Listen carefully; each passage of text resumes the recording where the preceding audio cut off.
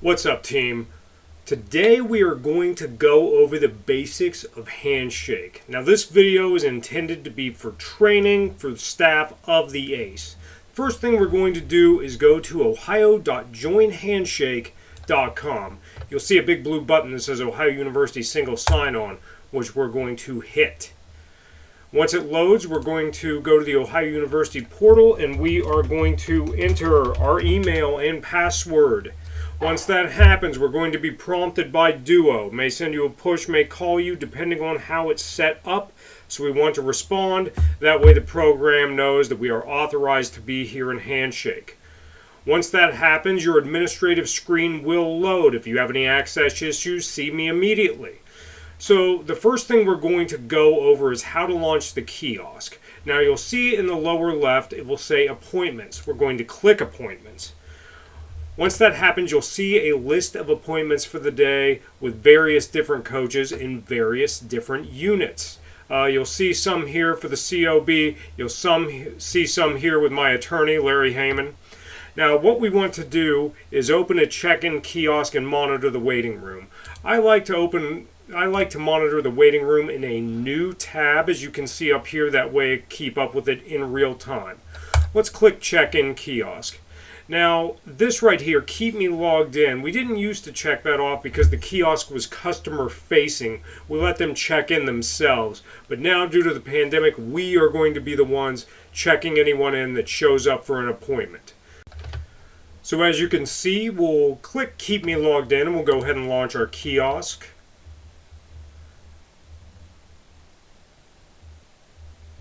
And we'll watch the progress wheel turn. As it does, we'll use some of my outstanding staff as an example. Now, as far as an Ohio ID goes, you only need to enter the 2 letters and 6 numbers, not the @ohio.edu.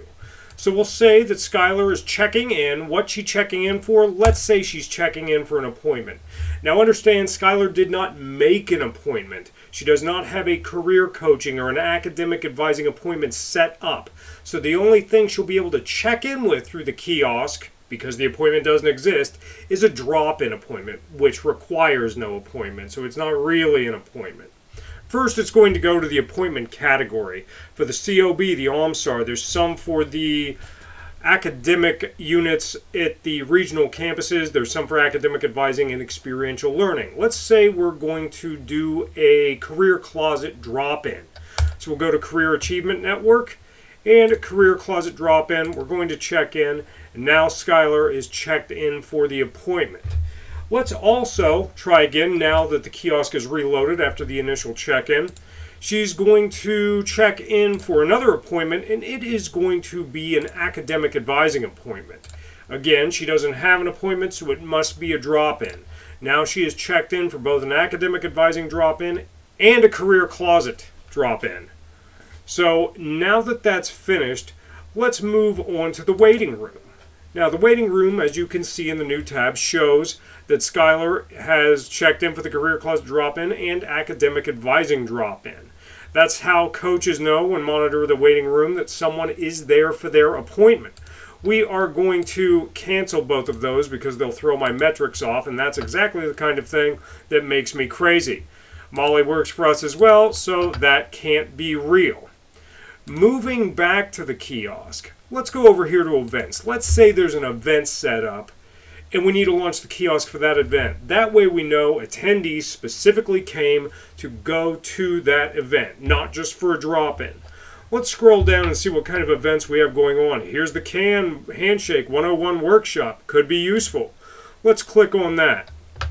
Now as we scroll down, we'll see there's an open check-in kiosk for that event specifically. Again, I'm going to keep myself logged in because nobody else is touching this machine.